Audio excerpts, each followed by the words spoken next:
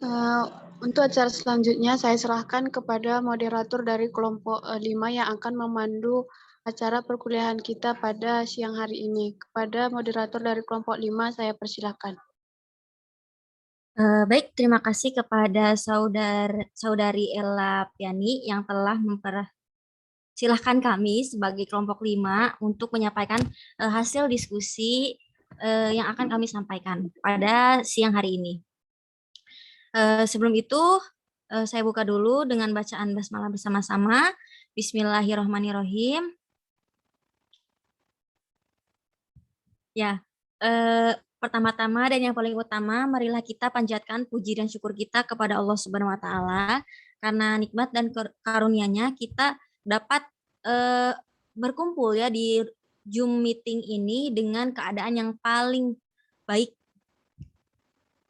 Salawat dan salam semoga tetap tercurah limpahkan kepada junjungan kita, yakni Nabi Muhammad SAW, tak lupa kepada keluarganya, para sahabatnya, dan semoga kita termasuk ke dalam umat. Amin ya rabbal alamin.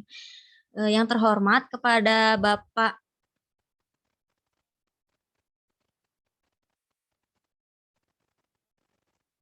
Bapak Sugandi Miharja PhD selaku dosen bimbingan konseling mata kuliah bimbingan dan konseling industri, juga kepada teman-teman yang saya banggakan.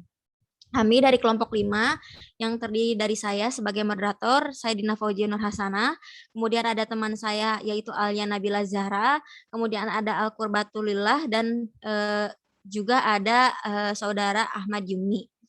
Nah, terlepas dari itu, ada beberapa materi yang akan kami sampaikan pada hari ini, yaitu mengenai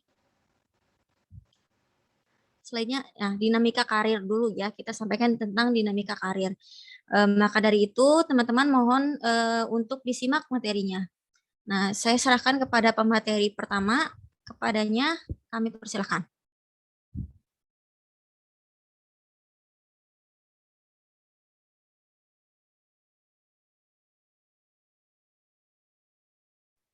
Maaf ya sebentar, ada kendala.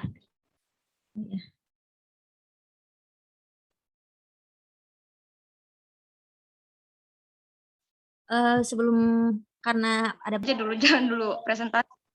Ya.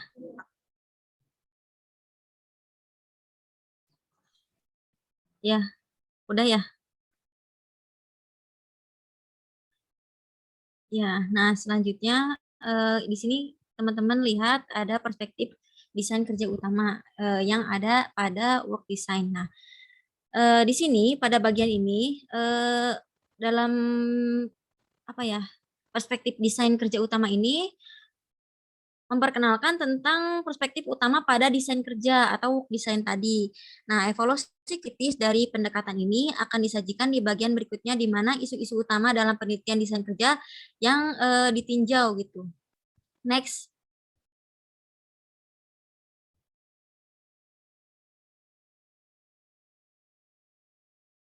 Nah, selanjutnya ada perspektif desain kerja utama. Bentar.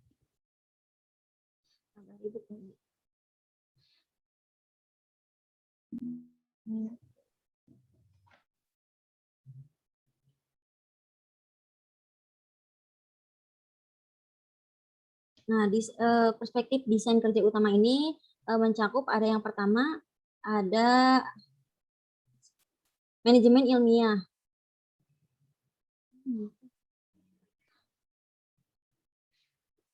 Yang pertama ada manajemen ilmiah.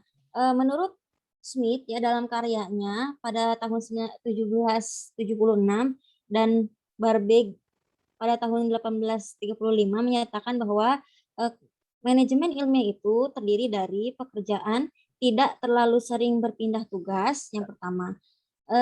Kemudian yang B-nya gangguan berkurang karena elemen kerja yang lebih sedikit, dan yang terakhir pekerja mengenali berbagai cara kecil untuk lebih meningkatkan efisiensi. Kemudian yang kedua ada pendekatan pengayaan pekerjaan. Hal tersebut ada dua model teoritis utama, yang telah dikembangkan di bawah naungan pengayaan pekerjaan, teori motivator kebersihan, dan juga Hambrick dan teori karakteristik pekerjaan dari Hockman Oldham. Ntar saya sebutkan dulu ininya.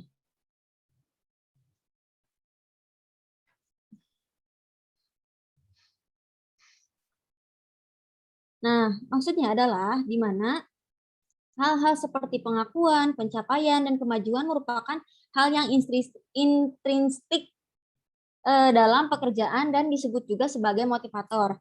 Hal seperti gaji, kemudian kebijakan perusahaan, dan kondisi kerja itu tuh berada di luar pekerjaan itu sendiri dianggap sebagai faktor kebersihan. Jadi ada dua ya. Yang pertama, teori motivator itu seperti pengakuan, pencapaian, kemajuan, dan yang teori kebersihan itu seperti gaji, kebijakan perusahaan, dan kondisi kerja berada di luar pekerjaan itu sendiri.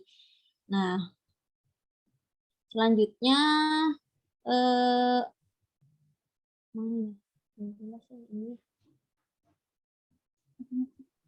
teori karakteristik pekerjaan.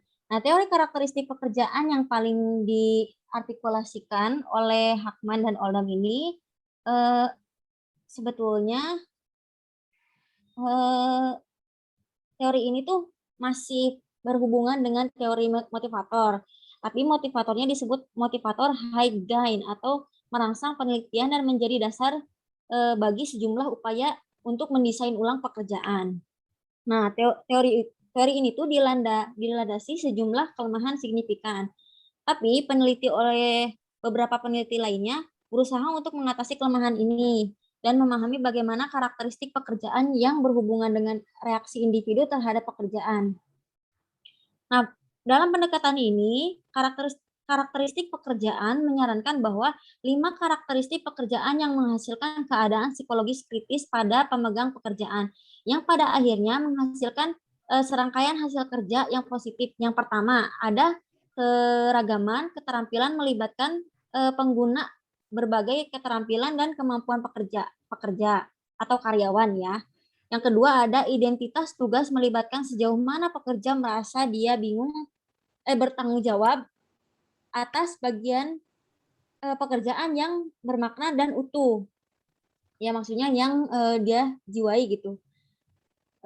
Dan yang ketiga ada signifikansi tugas melibatkan dampak pekerjaan terhadap kehidupan orang lain.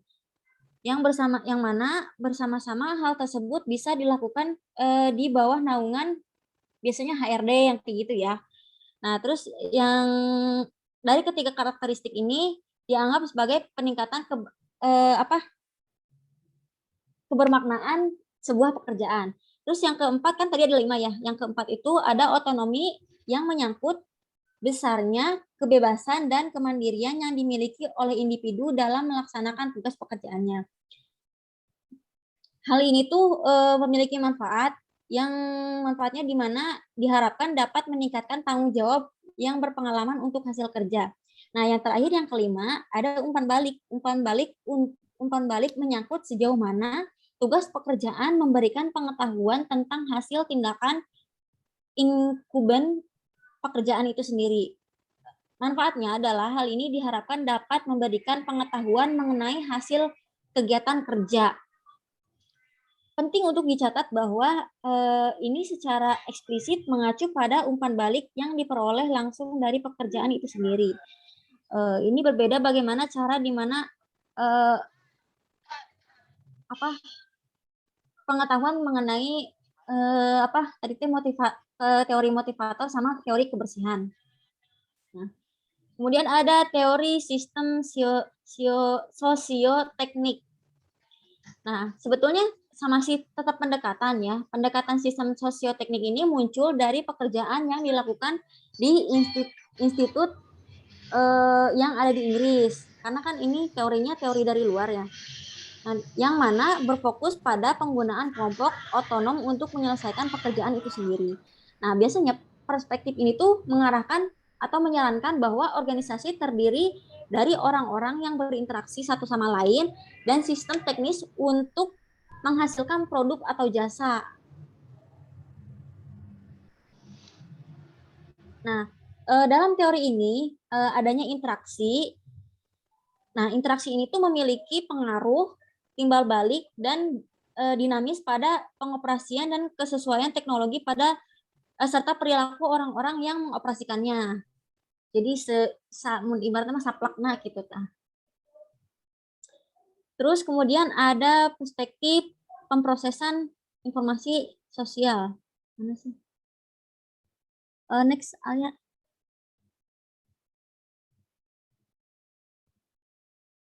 Nah, ini ada masih tetap ya, ini perspektif desain kerja utama, tapi yang bagian 2-nya. Kemudian ada perspektif pemrosesan.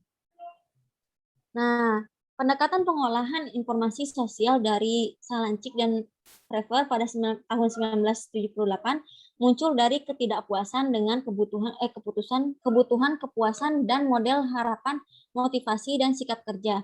Pentingnya untuk desain kerja berasal dari fakta bahwa itu meminta perhatian pada efek konteks dan konsekuensi dari pilihan masa lalu sebagai lawan cenderung individu dan proses pengambilan keputusan yang rasional. Terus ada juga model desain pekerjaan interdisipliner.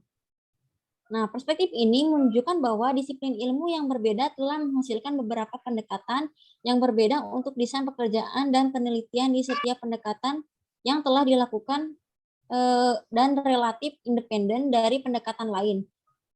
Perspektif desain pekerjaan interdisipliner menyoroti fakta ini dan menunjukkan bahwa setidaknya ada 4 pendekatan dasar, masing-masing berfokus pada serangkaian hasil yang berbeda.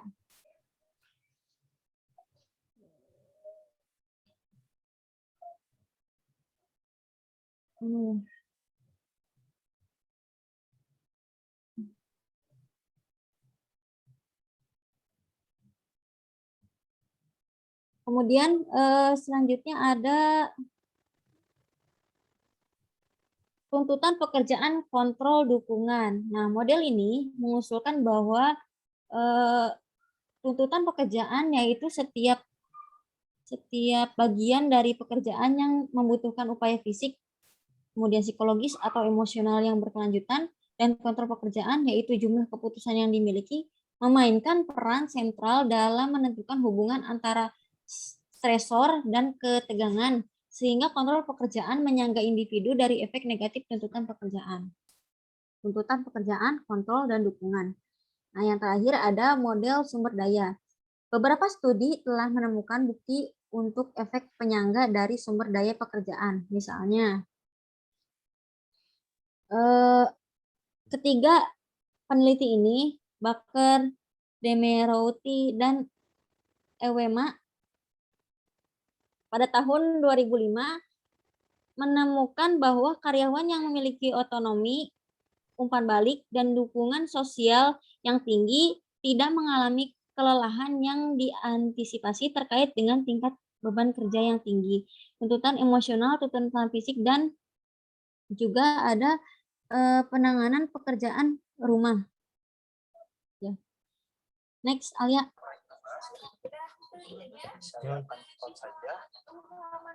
Nah, yang kedua ada pengaruh kontekstual terhadap desain kerja. Ada 2. Yang pertama pengaruh sosial dan yang kedua adalah pengaruh struktural. Nah, menurut peneliti pada tahun 1982 menemukan bahwa kepuasan kerja individu terkait dengan perspektif karakteristik tugas mencapai kesimpulan yang sama ketika mereka menemukan bahwa memanipulasi kepuasan kerja mempengaruhi persepsi tentang lingkupan kerja tugas.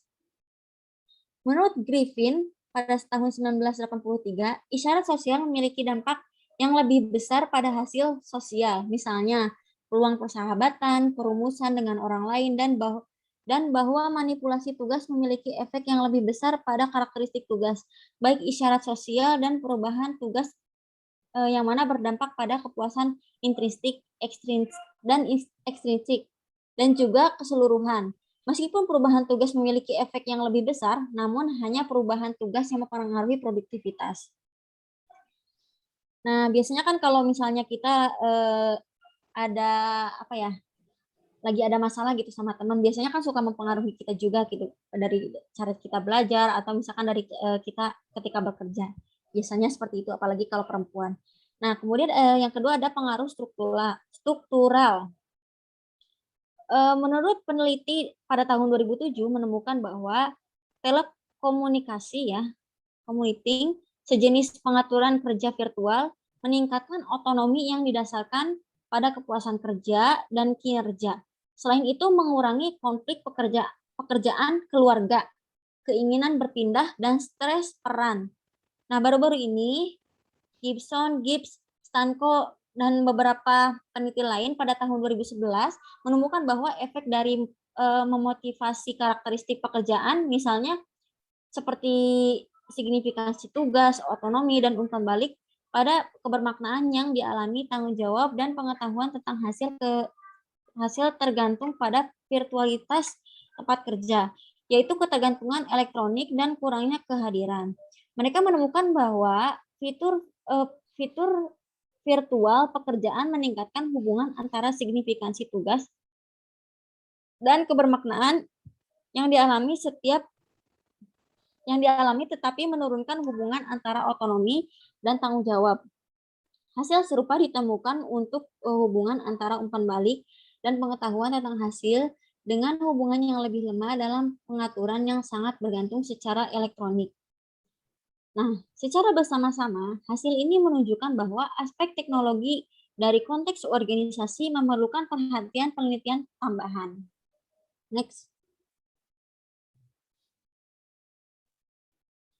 Nah, ini ada sedikit kolom tentang karakteristik kerja.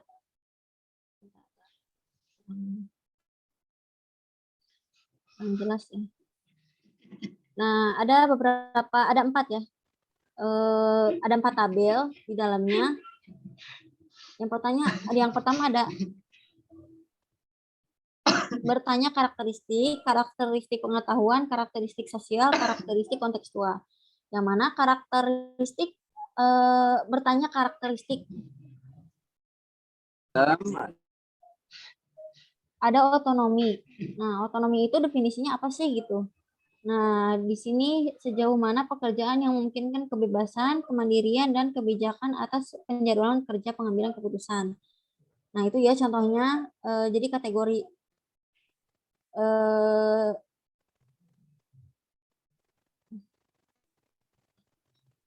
karakteristik ya ini tuh. Kategori, kemudian ada dimensi, dan ada definisi.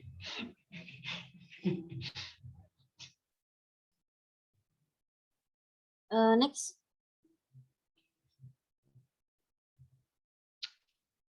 Nah, yang keempat ada mekanisme media dalam desain kerja. Sebuah pertanyaan konseptual kunci dalam desain kerja menyangkut mekanisme psikologis yang mendasari di mana desain kerja mempengaruhi hasil efektif dan perilaku.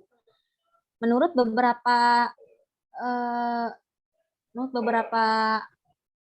peneliti pada tahun 1971 menyarankan bahwa pekerjaan yang pertama harus memungkinkan pekerjaan merasa bertanggung jawab atas bagian pekerjaan yang berarti dan dapat diidentifikasi. Yang kedua, memberikan hasil yang secara intrinsik bermakna. Dan yang ketiga, memberikan umpan balik tentang keberhasilan kinerja. Nah, pekerjaan selanjutnya oleh peneliti lain pada tahun 1976 mengacu pada 3 keadaan psikologis kritis.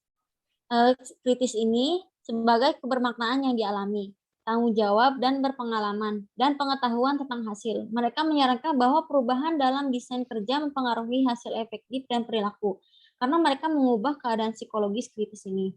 Bukti awal yang mengeksplorasi peran interview yang dimainkan oleh keadaan psikologis beragam. Next. Nah, ada 3 hasil desain kerja. Biasanya kalau kita sebutnya evaluasi mungkin ya. Yang pertama ada hasil sikap. Nah, hasil sikap ini berpusat pada perasaan seseorang terhadap pekerjaan, tim, atau organisasi. Para peneliti telah melihat banyak hasil sikap seperti kepuasan termasuk pekerjaan, penyediaan ya, rekan kerja, tim, pertumbuhan, dan kepuasan promosi. Nah, kemudian yang kedua ada hasil perilaku.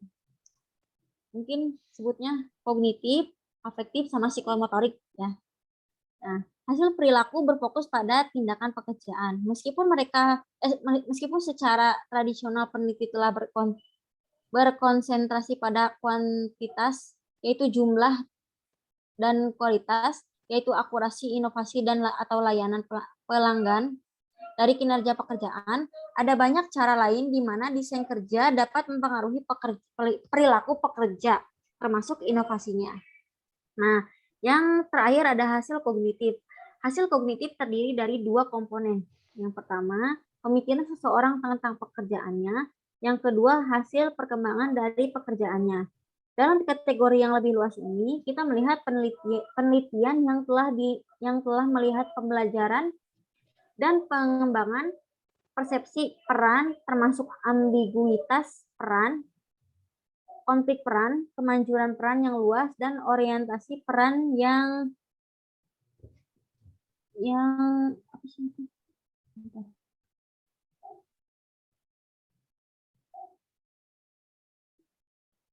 Ya, yang baik. Nah, next aja, next, gak apa-apa. Udah ke bahasa itu. Nah, ini ada persenan di mana sisi psikologis karyawan atau pekerja ya, sama sisi kehidupan sosial karyawan. Jadi ada 55% sama 45%. Kenapa sih kok beda gitu, beda 5%? Karena gini, biasanya sisi psikologis itu memang dipengaruhi oleh sisi sosial, kehidupan sosialnya. Otomatis yang lebih penting itu adalah sisi psikologis karyawan. Maka dari itu adanya desain pekerjaan ini kurang lebihnya untuk membantu pekerja agar pekerjaan lebih produktif. Seperti itu. Selanjutnya kepada materi selanjutnya saya persilakan. Baik. Dalam work design, materi selanjutnya mengenai intervensi desain ulang kerja. Sejumlah besar penelitian desain kerja bersifat cross-seksional. Ini bermasalah karena sangat membatasi jenis kesimpulan kausal yang dapat dicapai seseorang. Ditambah dengan fakta bahwa banyak penelitian cross-seksional terganggu dengan bias metode umum, penelitian tentang intervensi desain ulang pekerjaan menawarkan kesempatan untuk menentukan bagaimana perubahan aktual pada pekerjaan yang berdampak pada hasil pekerja. Seperti penelitian desain ulang pekerjaan memungkinkan kita untuk memiliki pemahaman yang lebih benar tentang fenomena desain kerja. Kemudian yang kedua, banyak penelitian menunjukkan bahwa ketika intervensi dipandu oleh pendekatan motivasi, sehingga kepuasan kerja meningkat. Nah, upaya perubahan lain yang tidak dipandu oleh pendekatan motivasi juga telah dipelajari. Perubahan ini biasanya terjadi ketika yang pertama, teknologi mereka baru, kedua, prosedur operasinya, dan yang ketiga, lokasi kerja diimplementasikan. Kemudian yang ketujuh, ada perbedaan individu dalam desain kerja. Individu berbeda dalam hal sikap dan keyakinan yang mereka pegang, apa yang mereka hargai, dan bagaimana mereka menanggapi lingkungan mereka. Penelitian telah menyelidiki bagaimana perbedaan individu ini dapat mempengaruhi tanggapan terhadap desain kerja. Dalam penelitian awal, Turner dan Lawrence memulai penelitian tentang perbedaan individu. Mereka menemukan bukti bahwa latar belakang perkotaan atau pedesaan memoderasi hubungan antara karakteristik pekerjaan dan kepuasan. Dengan orang-orang dari latar belakang pedesaan merespon lebih positif terhadap pekerjaan yang diperkaya. Kemudian pertumbuhan butuh kekuatan. Seperti moderator yang paling umum dipelajari dari hubungan desain kerja hasil kerja adalah Growth Need Strength atau disebut GNS yang memiliki pengertian preferensi atau kebutuhan individu untuk merangsang dan menantang pekerjaan. Premis dasarnya adalah bahwa motivasi dan kepuasan akan dihasilkan dari kesesuaian antara karakteristik tugas dan kebutuhan karyawan, di mana hubungan antara memotivasi desain pekerjaan dan kepuasan kerja akan paling kuat untuk individu dengan GNS tinggi. Meskipun validitas kebutuhan tersebut, penjelasan berbasis telah dipertanyakan. Kemudian ada perbedaan individu tambahan, seperti bukti campuran dalam mendukung JNS sebagai moderator telah menyebabkan pertimbangan perbedaan individu lainnya. Misalnya, Morgeson dan Champion pada tahun 2003 menyarankan bahwa tingkat kemampuan karyawan dapat mempengaruhi reaksi mereka terhadap upaya mendesain ulang pekerjaan. Mereka menyarankan bahwa jika kemampuan kognitif yang dibutuhkan oleh pekerjaan melebihi apa yang dimiliki individu, mereka mungkin bereaksi kurang positif terhadap perubahan tersebut. Kemudian ada bukti campuran dalam mendukung JNS sebagai moderator telah menyebabkan pertimbangan perbedaan individu lainnya.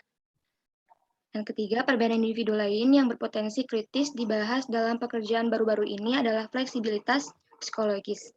Fleksibilitas psikologis merupakan kemampuan untuk fokus pada saat ini dan untuk bertahan dengan atau mengubah perilaku seseorang dalam mengejar tujuan dan nilai-nilai. Kemudian yang kedelapan ada kerangka desain kerja seperti yang telah diilustrasikan dalam bab ini, berbagai masalah telah diselidiki dalam desain kerja. Meskipun informatif, tidak ada kerangka kerja di keseluruhan yang mengintegrasikan penelitian ini.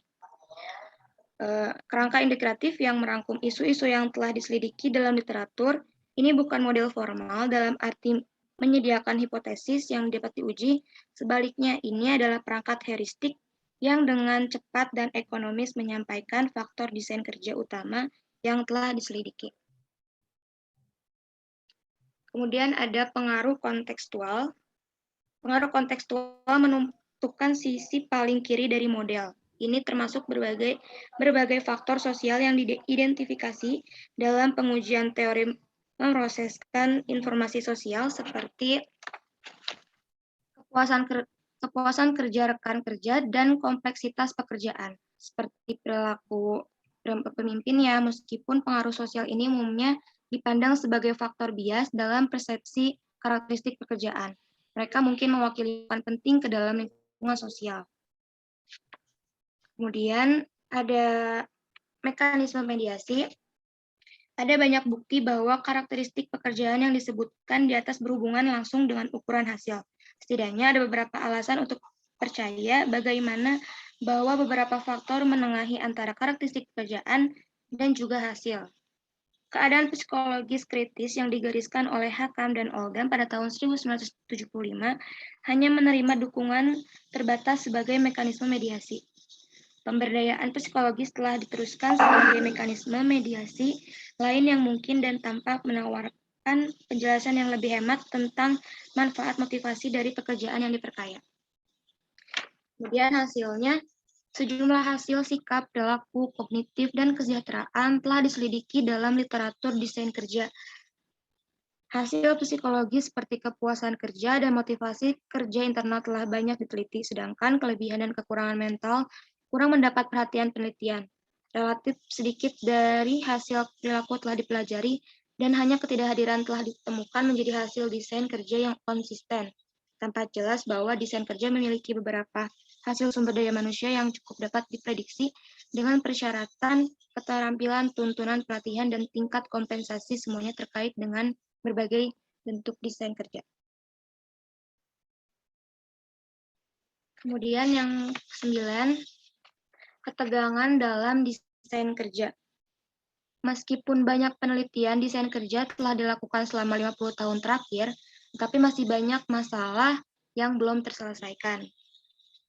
Salah satu isu yang dapat menimbulkan tantangan untuk desain pekerjaan dan upaya mendesain ulang melibatkan bagaimana konfigurasi spesifik dari karakteristik kerja dapat menghasilkan hasil yang berbeda. Sebagaimana dicatat dalam diskusi desain ulang pekerjaan, sebagian besar upaya desain ulang dapat diklasifikasikan sebagai upaya untuk meningkatkan sifat motivasi kerja atau mengubah lingkungan teknis atau fisik yang biasanya membuat pekerjaan lebih efisien.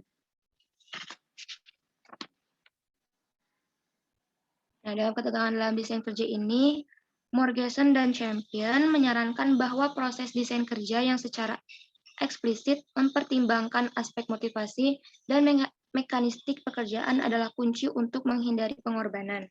Sebagaimana dicatat dalam diskusi desain ulang pekerjaan, Sebagian besar upaya desain ulang dapat diklasifikasikan sebagai upaya untuk meningkatkan sifat motivasi kerja atau mengubah lingkungan teknis atau fisik, yang biasanya untuk membuat pekerjaan lebih efisien.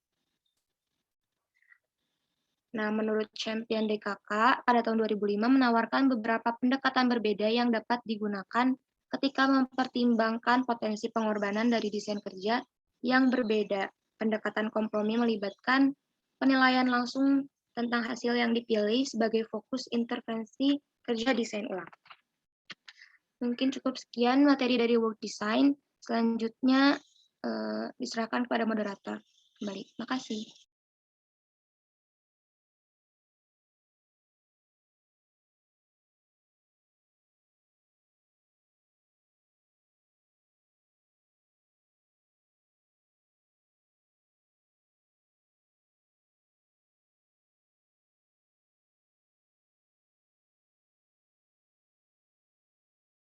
Ya baik, selanjutnya yang akan disampaikan oleh saudara Yuni, kepadanya saya persilahkan.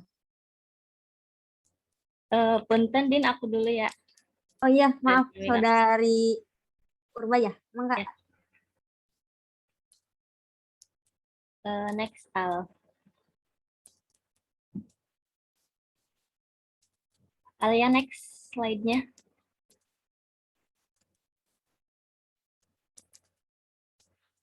Dinamika karir. Yang pertama itu perubahan landscape pekerjaan dan karir. Nah, upaya organisasi untuk tetap kompetitif dalam menghadapi tekanan ekonomi yang luas telah mempengaruhi cara di mana individu menafsirkan dan memberlakukan karir mereka secara khusus. Keunggulan konsep karir tanpa batas selama beberapa dekade terakhir dan minat baru dalam karir protean berakar pada era yang mengutamakan kemampuan kerja individu dan pencarian pekerjaan yang bermakna secara pribadi. Next.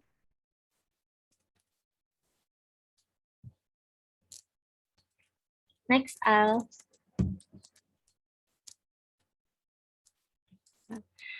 Yang kedua, makna karir.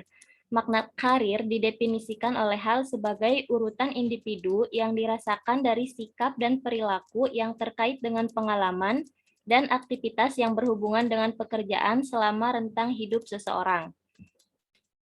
Next. Nah, 3 jenis kompetensi karir. Yang pertama itu mengetahui mengapa, yang kedua mengetahui bagaimana, dan yang ketiga mengetahui siapa. Kompetensi mengetahui mengapa ini meliputi kesadaran diri dan identitas pribadi yang memberikan motivasi dan bimbingan untuk berkarir, sedangkan kompetensi mengetahui bagaimana adalah keterampilan dan pengetahuan portable yang dapat ditransfer individu ke pengaturan pekerjaan yang berbeda. Kompetensi mengetahui siapa mengacu pada jaringan hubungan yang menghasilkan modal sosial dari mana informasi, bimbingan, dan kontrak dapat mengalir. Karir protean berada di bawah kendali individu, bukan organisasi, dan tujuannya adalah mengejar kesuksesan psikologis melalui pembelajaran berkelanjutan dan perubahan identitas. Next.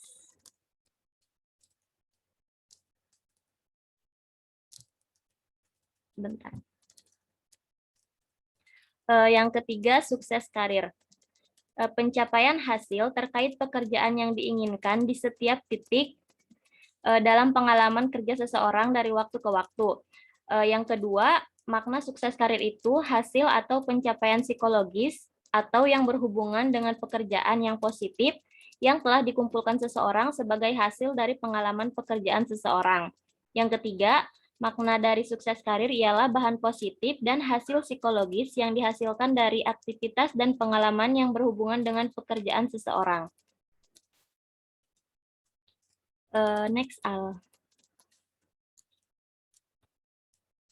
Nah, adapun indikator kesuksesan karir secara objektif, yang pertama itu dilihat dari gajinya, yang kedua promosi atau kemajuan, dan yang ketiga status atau tingkat pekerjaan. Sedangkan keberhasilan karir subjektif adalah penilaian pribadi pencapaian karir seseorang sehingga mencerminkan pemahaman unik individu daripada pemahaman sosial bersama tentang pentingnya dimensi karir yang berbeda. Next. Next. Next. Nah, yang keempat, pembinaan. Memiliki dukungan dari seorang mentor telah lama dianggap sebagai penentu penting keberhasilan karir. Mentor dianggap memberikan dua jenis bantuan, yaitu dukungan karir berupa sponsor, paparan, dan visibilitas, pembinaan, perlindungan, dan tugas yang menantang. Dan yang kedua itu dukungan psikososial, berupa penerimaan dan konfirmasi, konseling, model peran, dan persahabatan untuk meningkatkan perlindungan, efektivitas pribadi, dan yang berhubungan dengan pekerjaan. Selanjutnya, yang kelima, pengembangan karir.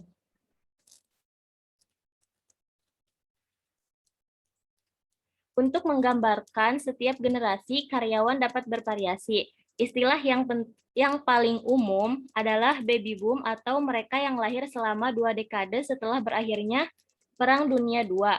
Generasi X atau mereka yang lahir selama periode dari pertengahan tahun 1960-an sampai akhir tahun 1970-an.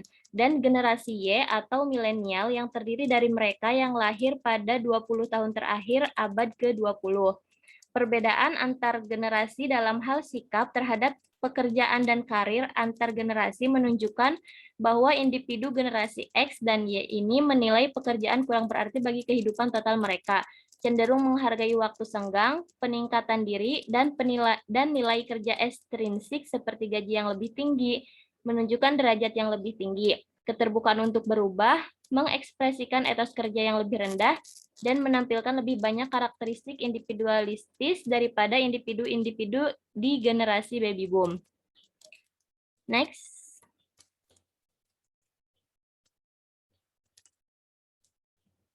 Next, Al. Nah, generasi baby boom yang lebih tua yang sebelumnya. Generasi baby boom yang lebih tua telah dipelajari dalam dua cara yang berbeda. Pada tingkat yang lebih mikro, sikap dan pengalaman para pekerja yang relatif lebih tua ini menemukan misalnya bahwa ketersediaan model peran yang sesuai secara positif terkait dengan komitmen organisasi dan kepuasan karir dan identitas diri pekerja sebagai lebih tua dikaitkan dengan tingkat komitmen yang lebih rendah, serta kemauan yang lebih besar untuk mengambil pensiun dini.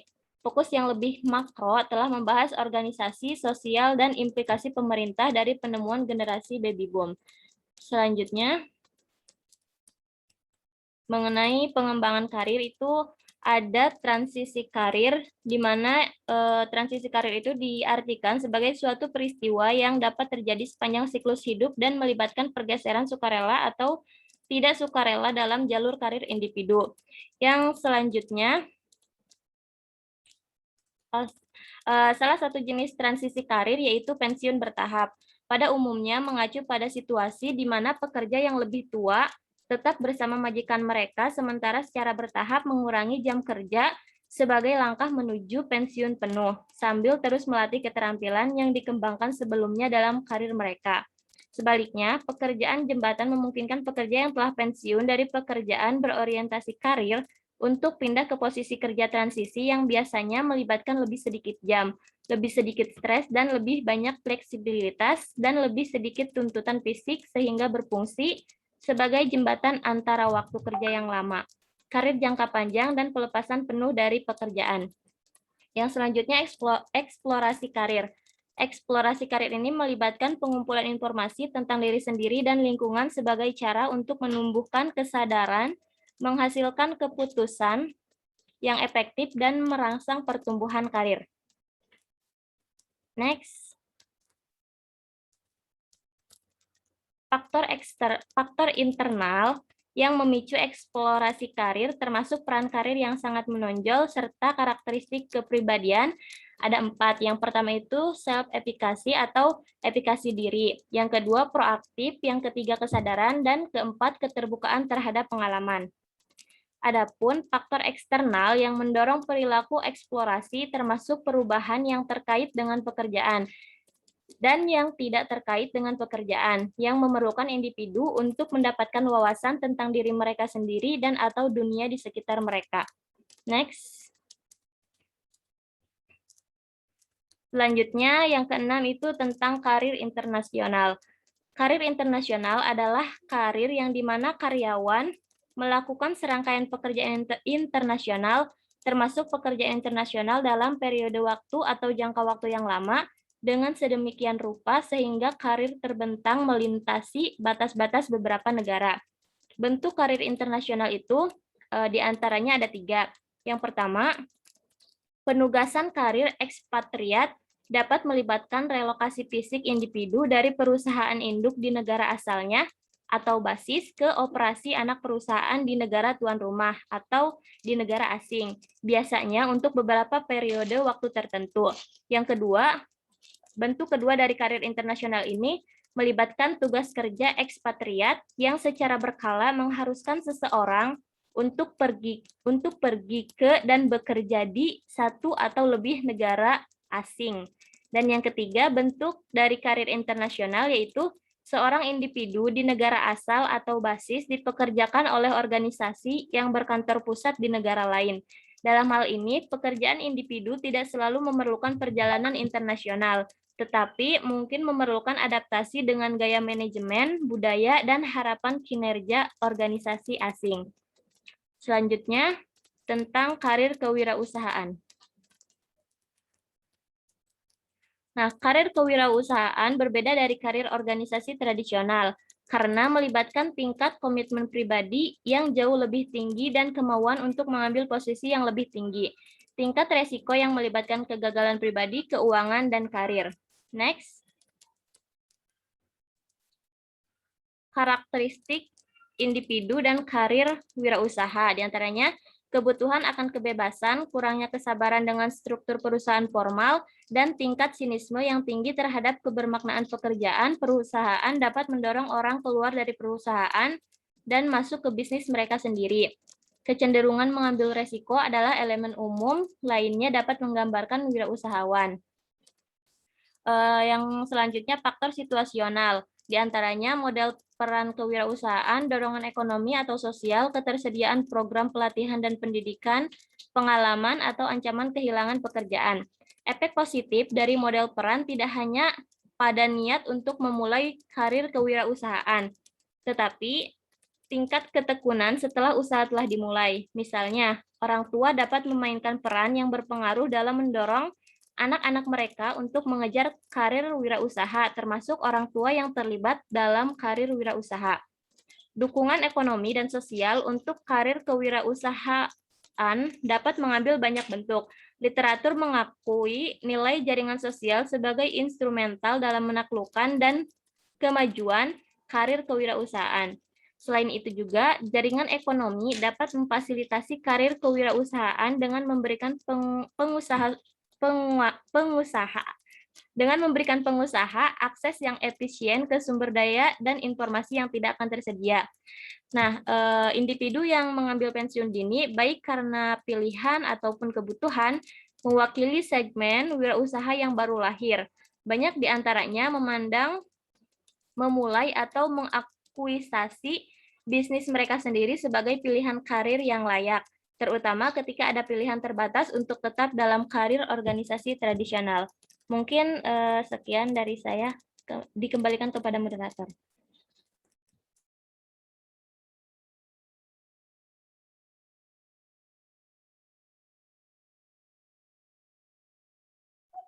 Ya, selanjutnya akan disampaikan oleh pemateri yang terakhir, yaitu Saudara Yuni. Kepadanya saya persilahkan. Oke, sebelumnya terdengar nggak suara saya? Ya, kedengaran. Oke, coba slide selanjutnya.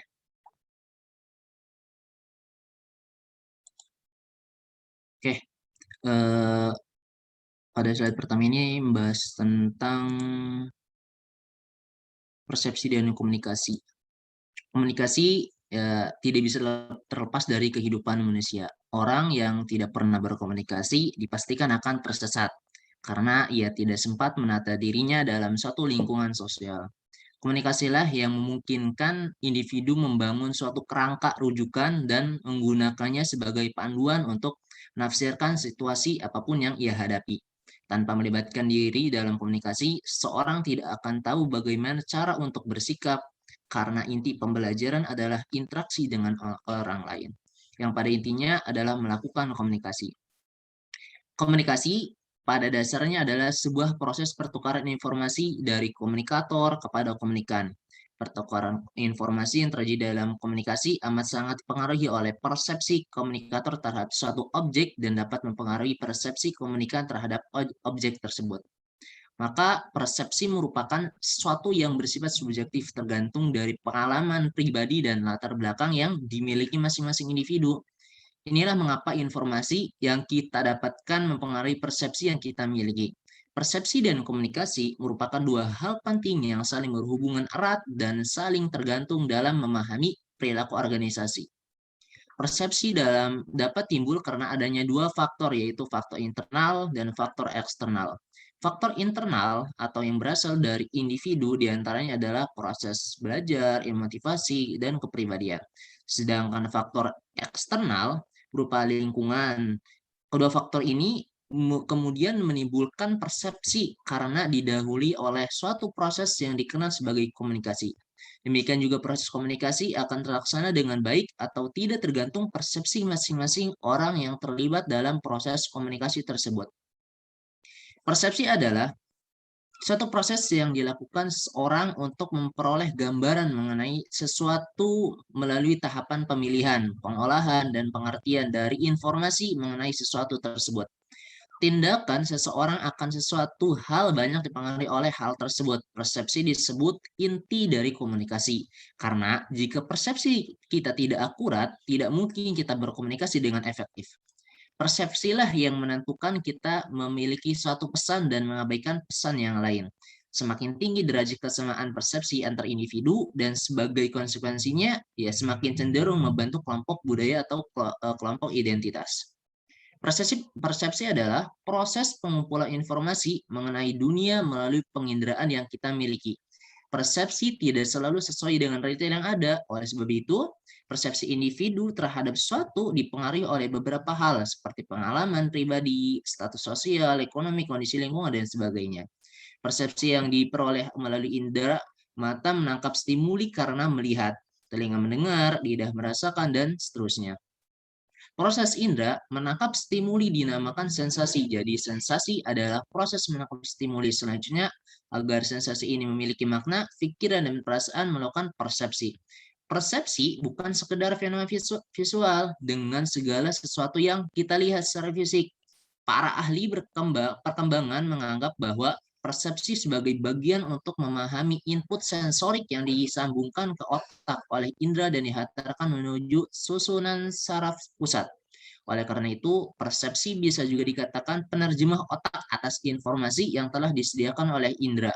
Masuk ke dalam pikiran, semua yang diinginkan, dikehendaki, disangka, dibutuhkan, serta pengalaman masa lalu membantu menentukan persepsi. Persepsi yang timbul tidak selamanya sama antara satu dengan yang lainnya. Setiap individu memiliki persepsi yang terkadang sama, terkadang juga memiliki kemungkinan yang berbeda terhadap stimuli yang diberikan. Next, slide selanjutnya. Oke, dalam persepsi pun ada ada pemilihan ya. Jadi nggak semuanya persepsi kita dapatkan. Persepsi merupakan suatu proses kognitif setiap orang di dalam memahami informasi tentang lingkungannya, baik lewat penglihatan, pendengaran, penghayatan, perasaan, dan penciuman. Kunci untuk memahami persepsi adalah pengenalan bahwa persepsi merupakan penafsiran yang unik terhadap situasi dan bukan merupakan pencatatan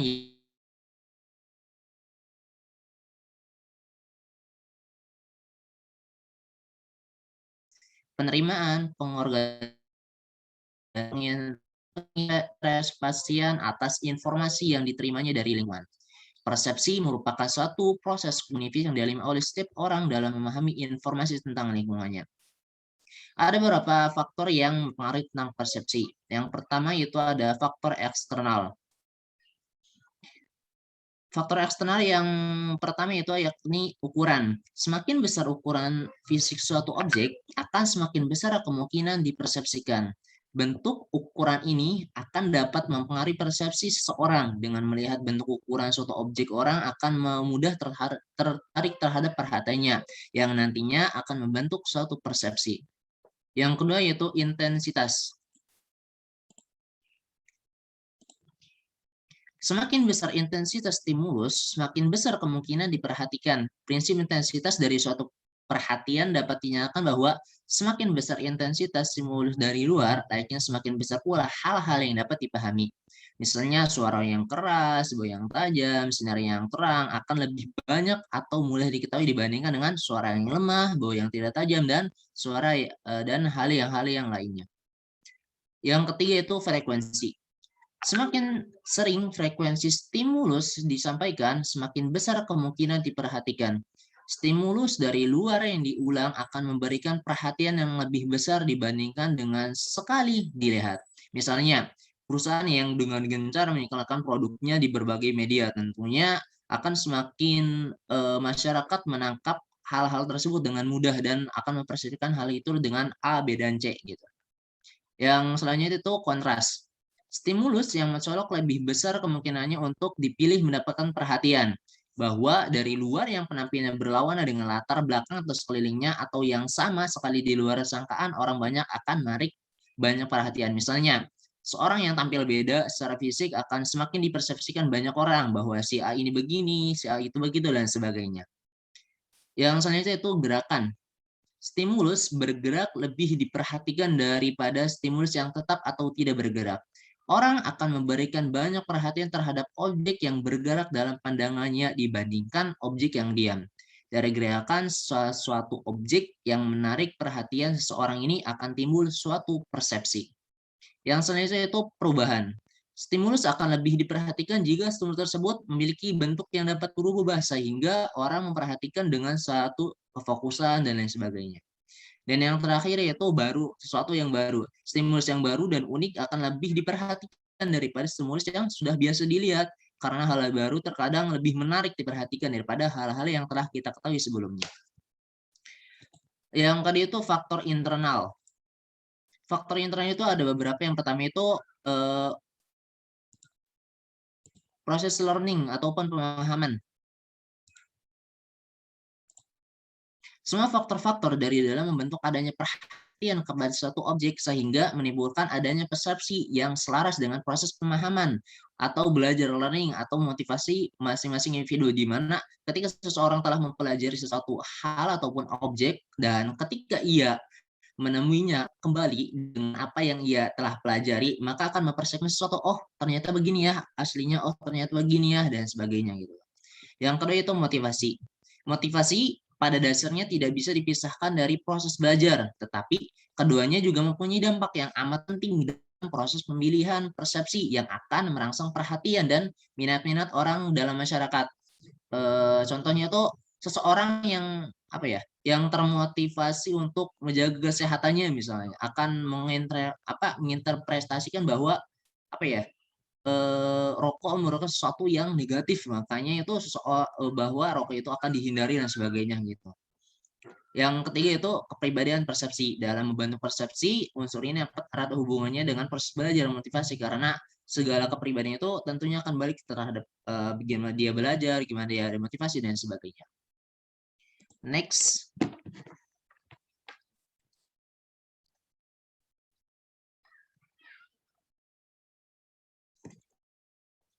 Oke, yang selanjutnya itu proses persepsi. Proses persepsi merupakan aktivitas yang terintegrat dalam diri individu, maka apa yang ada di dalam individu ikut aktif dalam persepsi. Proses terjadinya persepsi dimulai dari objek yang menimbulkan stimulus, di mana objek menghampiri atau menstimulus menghampiri satu individu yang tersebut akan mendapatkan suatu perhatian, di mana hal-hal tersebut akan diorganisasikan dalam otak dan selanjutnya itu ditafsirkan dalam otak dan menghasilkan yang namanya persepsi. Selanjutnya, next. Oke, yang selanjutnya itu organisasi persepsi. Jika kita berasal dari situasi yang telah diketahui oleh seseorang, maka informasi tersebut akan mempengaruhi cara seseorang untuk mengorganisasikan persepsinya. Hasil pengorganisasian persepsi mengenai suatu informasi dapat berupa pengertian tentang suatu objek tersebut. Yang pertama itu ada 3 hal meliputi pengorganisasian persepsi. Yang pertama itu kesamaan dan ketidaksamaan. Suatu objek yang mempunyai kesamaan dan ketidaksamaan ciri akan dipersepsikan sebagai objek yang menghubung dan tidak berhubungan.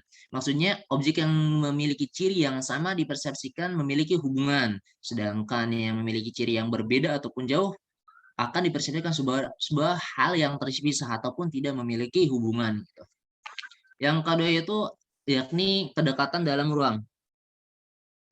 Objek atau peristiwa yang dilihat oleh orang karena adanya kedekatan dalam ruang tertentu akan diartikan sebagai objek atau peristiwa yang memiliki hubungan. Kayak misalkan seseorang yang memiliki suatu kejadian ruang tertentu gitu tuh, akan mempersepsikan bahwa oh ini nih sama atau oh ini nih berbeda gitu tuh. Yang ketiga itu kedekatan dalam waktu. Objek atau peristiwa juga akan dilihat sebagai hal yang memiliki hubungan karena adanya kedekatan atau kesamaan waktu, di mana ketika ada objek yang memiliki kesamaan yang sama ataupun berdekatan dengan suatu objek yang terjadi secara berlangsung kemudian, maka akan dipersepsikan akan memiliki hubungan antara objek yang satu dengan objek yang lainnya. Sehingga subjek tersebut ataupun orang tersebut akan mempersepsikan bahwasanya oh ini nih memiliki satu yang berhubungan dan sebagainya. Dari ketiga hal tersebut merupakan suatu proses pengorganisasian persepsi, di mana setiap objek yang diketahui adanya suatu kesamaan dan ketidaksamaan, kedekatan dalam ruang, dan kedekatan dalam waktu. Suatu individu akan mengorganisasikan sedemikian rupa sehingga menciptakan suatu persepsi tertentu. Next. Oke. Yang selanjutnya itu persepsi sosial. Aspek sosial dalam persepsi memainkan peranan yang amat penting dalam perilaku organisasi. Persepsi sosial berhubungan dengan bagaimana individu melihat dan memahami orang lain. Proses menilai atau melihat diri orang lain dinamakan persepsi sosial. Dalam proses ini, faktor psikologi dan kepribadian merupakan hal utama yang berpengaruh. Proses sosial ini akan melibatkan orang yang melihat ataupun menilai, dan orang yang dilihat atau yang dinilai.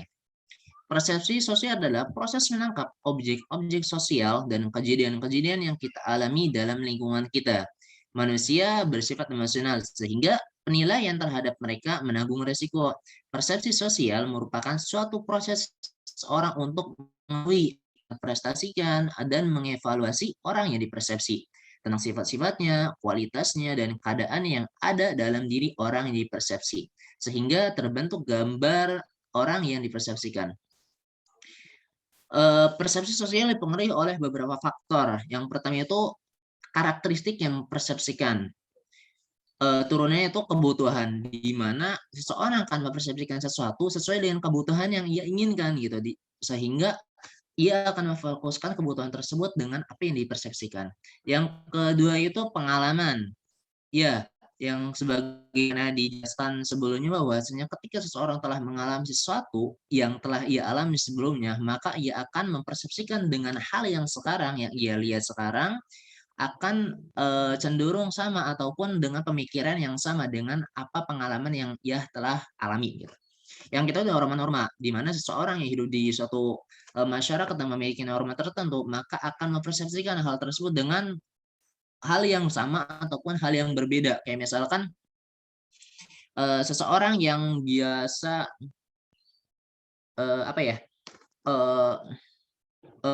ketika seseorang yang telah biasa makan dengan tangan tanpa sendok, maka akan mempersepsikan hal tersebut ya sudah hal biasa. Tapi seseorang yang telah memiliki norma yang biasa makan dengan harus memakai sendok dan dengan kerapihan dan sebagainya, maka akan mempersepsikan bahwa seorang yang tidak makan dengan sendok tersebut dengan persepsi yang berbeda gitu. Yang selanjutnya itu sikap ataupun attitude, yang terakhir itu kepribadian, di mana hal ini telah tertanam dalam diri gitu, sehingga seorang pun akan mempersepsikan sesuai dengan apa yang ada di dalam dirinya gitu. Yang selanjutnya itu karakteristik yang dipersepsikan. Yang pertama itu ketika seseorang melihat suatu objek, maka akan beberapa yang dilihat gitu. Yang pertama itu perilakunya. Ketika suatu subjek ataupun orang melihat seseorang atau suatu objek tertentu, maka ia akan melihat perilakunya seperti apa gitu toh. Apakah si perilaku itu berikut seperti ini, seperti itu, dan sebagainya. Ya, dan selanjutnya itu penampakan. Ketika seorang memiliki suatu objek ataupun seseorang yang lain gitu, maka ia akan mempersepsikan dengan apa yang ia lihat gitu toh. Misalnya, ia melihat suatu objek ini suatu yang wah, atau suatu yang luar biasa, atau suatu yang ya biasa-biasa saja gitu, sehingga orang akan mempersepsikan sesuai dengan apa yang ia lihat gitu. Dan yang terakhir itu ada yang namanya konteks situasi. Konteks situasi ini ada 3 turunan. Yang pertama itu physical setting ataupun keadaan fisik di mana suatu tersebut terjadi. Yang kedua itu kultural ataupun social setting, di mana ini berlaku terhadap yang namanya norma-norma, nilai-nilai, dan sebagainya gitu. Ya, dan yang terakhir itu organizing setting ataupun kebudayaan yang berlaku dalam situasi objek tersebut gitu. Next. Oke. Yang selanjutnya yaitu kesalahan persepsi. Ada beberapa kesalahan persepsi yang sering terjadi dalam mempersepsikan orang lain atau suatu objek gitu ya.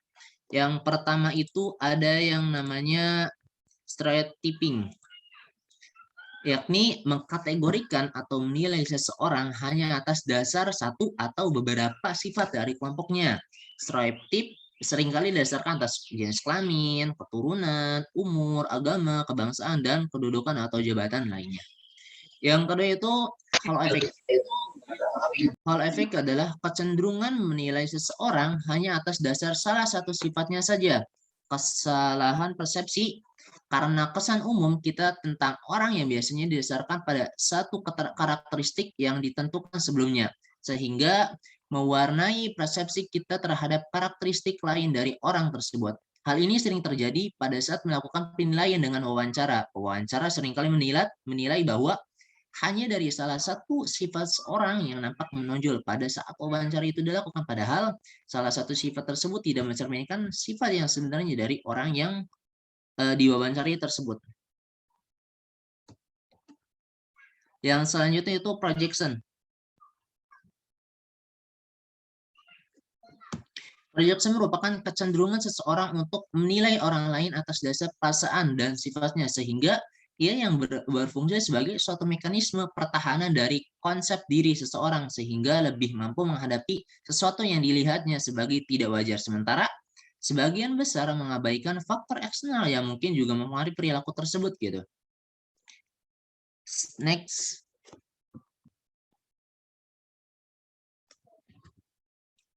Oke, komunikasi. Ya, komunikasi merupakan sebuah bagian penting yang tidak dapat dipisahkan dari kehidupan manusia sebagai makhluk sosial ya. Komunikasi merupakan suatu aktivitas penyampaian informasi, baik itu pesan, ide, dan gagasan dari satu pihak ke pihak lainnya yang dilakukan secara langsung maupun tidak langsung. Next. Oke, ada unsur dalam komunikasi. Yang pertama itu adanya pengirim, yaitu orang yang memiliki informasi dan keinginan untuk menyampaikan klien pun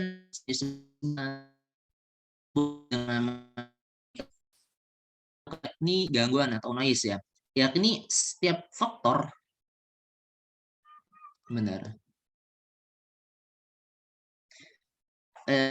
selanjutnya gangguan atau noise, yakni setiap faktor yang mengganggu penyampaian atau penerimaan pesan dari pengirim kepada penerima pada setiap elemen dari komunikasi. Yang ketiga yakni penyandian, yakni proses mengubah informasi ke dalam isyarat atau simbol-simbol tertentu untuk ditransmisikan. Dan yang selanjutnya itu pesan. Informasi yakni informasi yang akan disampaikan pengirim kepada penerima, dapat berupa kata Ya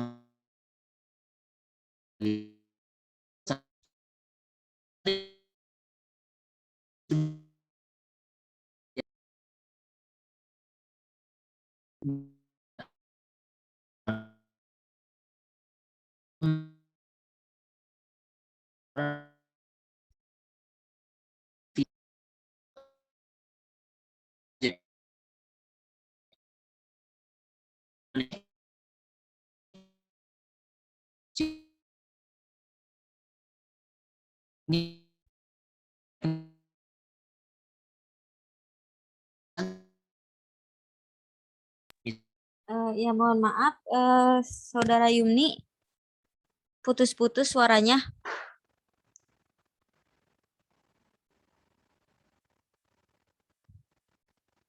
Ya, halo Saudara Yumni, suaranya putus-putus.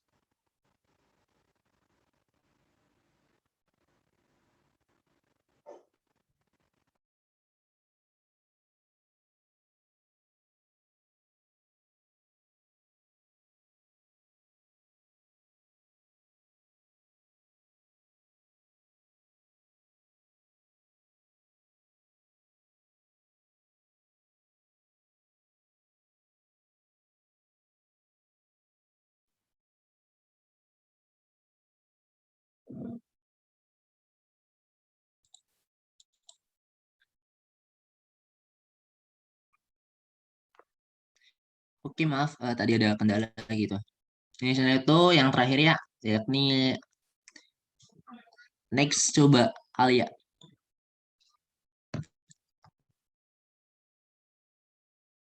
Oke, komunikasi antar pribadi. 2 lagi.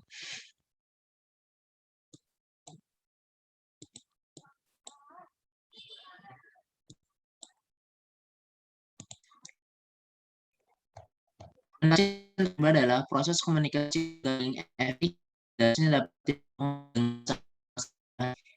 komunikasi yang pribadi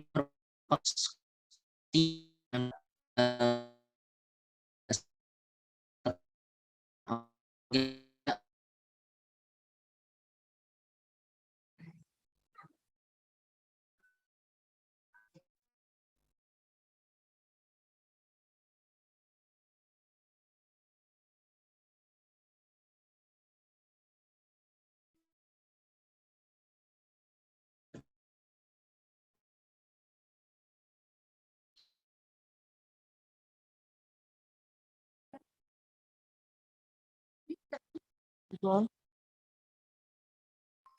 Yumni, kayaknya masih ini deh.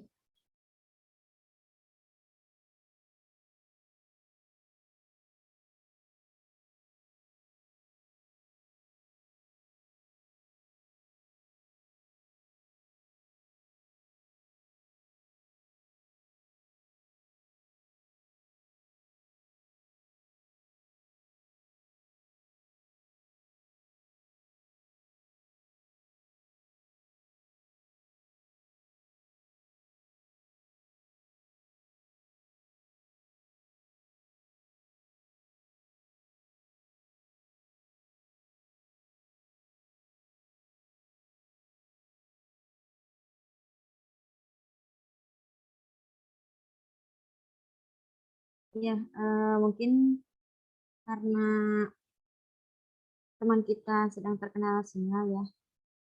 Jadi kita buka aja langsung sesi tanya jawab.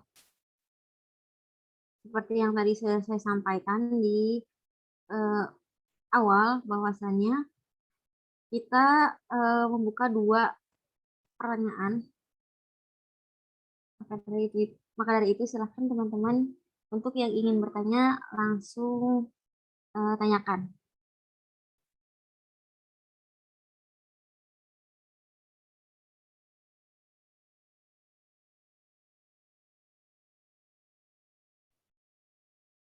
Baik.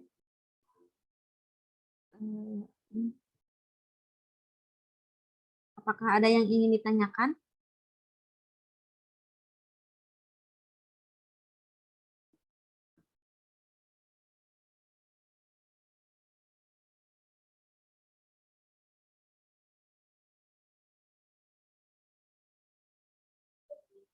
Tidak ada. Ya, kita tunggu sekitar 5 menit ya.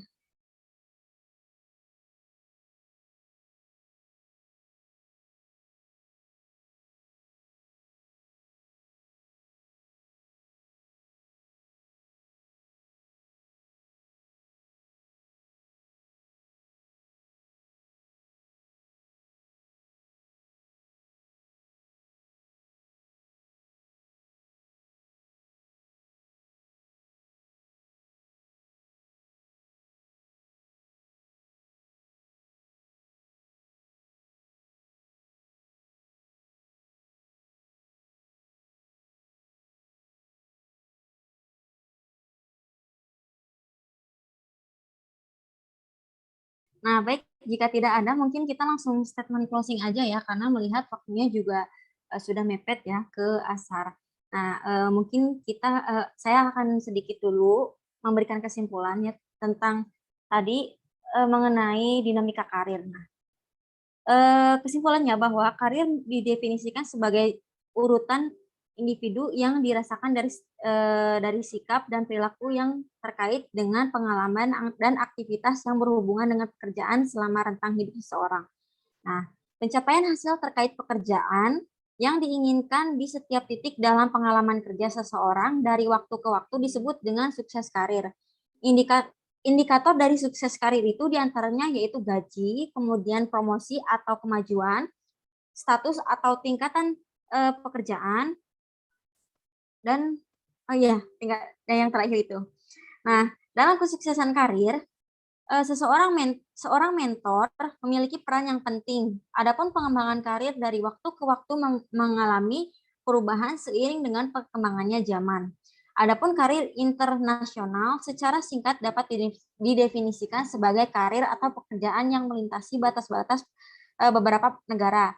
Karir internasional ini ada 3 jenis. Yang pertama yaitu menetap di negara basis seperti Indonesia, kemudian berpergian atau menetap secara berkala di beberapa negara, dan yang terakhir berkarir di negara asal dengan gaya manajemen, budaya, dan harapan kinerja organisasi asing. Nah, karir kewirausahaan secara sederhana adalah karir yang dibangun secara mandiri dengan kecenderungan mengambil resiko yang lebih tinggi. Hal ini didasari beberapa faktor situasional seperti model peran wirausaha, dorongan ekonomi atau sosial, ketersediaan pelatihan, dan pengalaman kehilangan pekerjaan. Segitu mungkin yang dapat disampaikan ya kurang lebihnya. Jika memang ingin ditanyakan, teman-teman boleh chat aja di grup mata kuliahnya sampai pukul 13.15 ya. Ada tambahan dari teman-teman kelompok saya, kelompok 3, 4, 5. Apakah ada? Dicukupkan saja. Oh, baik. Kalau begitu, karena waktunya sudah habis, kami pamit undur diri. Sekian dari kami, kurang lebihnya kami mohon maaf dan lebihnya mohon diterima. Nun wal qalami wa misturun fastabiqul khairat. Wassalamualaikum warahmatullahi wabarakatuh. Terima kasih. Assalamualaikum warahmatullahi wabarakatuh. Waalaikumsalam warahmatullahi wabarakatuh. Alhamdulillah, presentasi dari kelompok 5 sudah selesai dan perkuliahan kita hari ini kita akhiri dengan membaca doa kifaratul majlis. Subhanakallahumma wa bihamdika asyhadu an la ilaha illa anta astaghfiruka wa atubu ilaik. Kepada kelompok 5 saya ucapkan terima kasih dan juga teman-teman yang sudah partisipasi. Kita akhiri. Wassalamualaikum warahmatullahi wabarakatuh. Waalaikumsalam warahmatullahi wabarakatuh. Waalaikumsalam warahmatullahi wabarakatuh.